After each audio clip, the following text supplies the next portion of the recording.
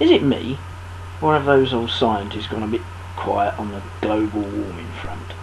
Yep, no, don't get me wrong. I completely agree that there's global warming. Of course there's global warming. We're coming out of the last ice age. I mean, that's known fact from those measurements that they do by boring the old core out of the ice at the North Pole, South Pole, whichever it is, and do all the measurements of the gases that have been trapped and what have you. And you know, I don't know, that's the dog going off on one. The neighbours are walking their dog in the pouring rain. Pouring rain's the reason I've started this rant. But more of that in a bit. Once the dog shut up. Yes, the old scientists, they know we're coming out of the last ice age without a shadow of a doubt. So I mean, there's bound to be global warming. The planet's bound to be warming up, and you know, and apparently the glaciers are receding at an alarming rate. Well, who's alarmed by it? I mean, human beings might be alarmed by it, but the world, well, if you want to anthropomorphise the world, good word, isn't it? Anthropomorphise. I mean, if you wanted to anthropomorphise the world, I don't think the world is sitting there being alarmed at the rate the glaciers are withdrawing. God, it's been around for, I don't know, was it 4 billion years? It's seen every blasted different type of climate and change there is going. And the fact that we're coming out of another ice age and the glaciers are receding, it's all to do with the spin of the axis of the Earth and the 23 point whatever it is degrees that it tilts away from the sun, and that changes, and that goes slightly more and slightly less, and we're at you know, when it's at the furthest point we have an ice age, don't we, as I understand. And then there's also the wobble as well, has something to do with it too, that and you know, when those two coincide, the worst wobble and the worst distance, we get an ice age, and then you know, it comes out of it, and that's what we're doing at the moment.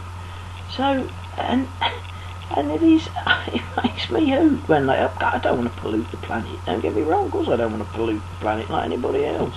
I have to live here, but it makes me hoot when they say, oh, it's you know, it's us that's making the difference to the carbon emissions, and the fact that we contribute less than 2%, I think it is, to the annual carbon emissions of the Earth.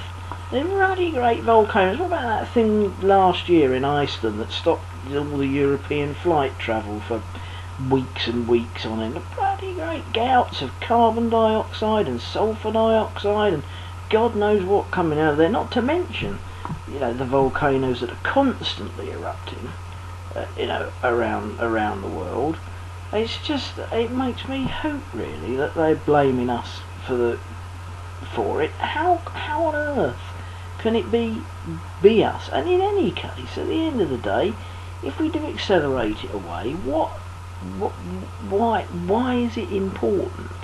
At the end of the day, the Earth and life on Earth is not going to end because man increases the speed at which the last ice age ends. That is for absolute certain sure. Life on this planet has survived a damn sight more than that, and will continue.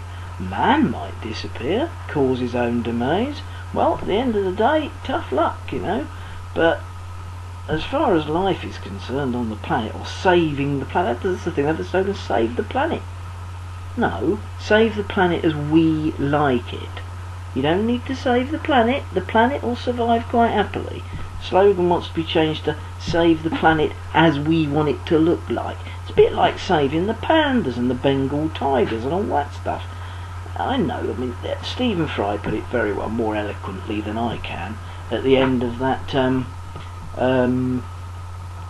programme, Last Chance to See.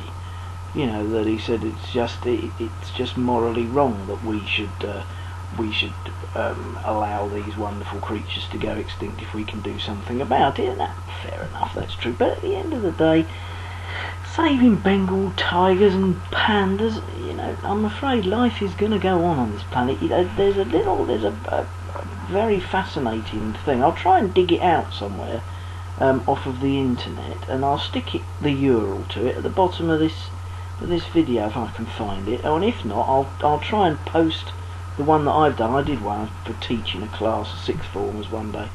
There's a chart that you can do by making little dots. I did them in the shape of a P. Don't ask me why, a letter P.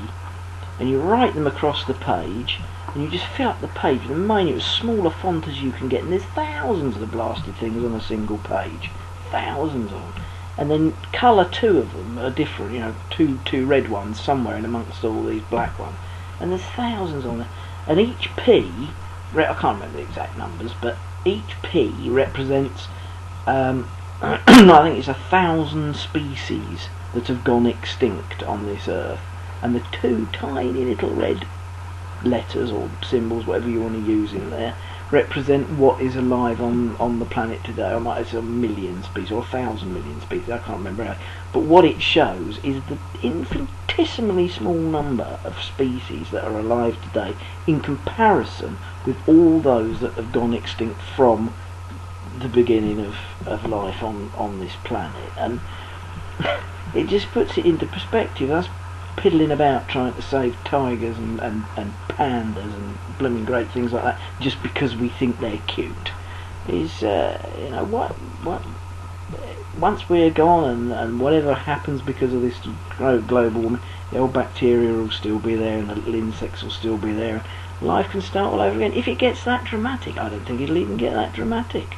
I think there'll be plenty of large creatures that will still survive whatever catastrophe we're supposed to be putting upon this planet of ours. But I tell you what, in the more immediate future, the reason I started this rant is that what we are doing to ourselves is making life extraordinarily difficult with all this building business.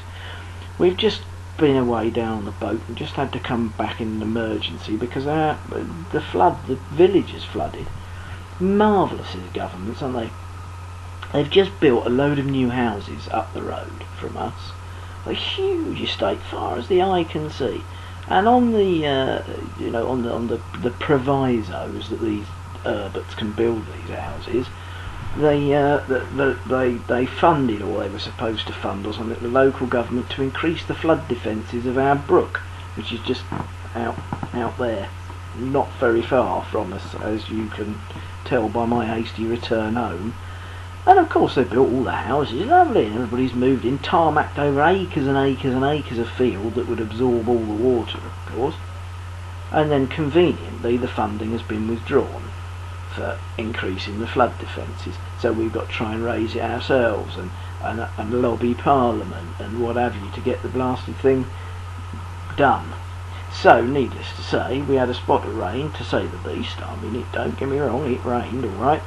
But and then the brook's flooded, and so we're all on red alert here for the next drop of rain that occurs. But it's happening all over the country, and no doubt it's happening all over the developed world as well.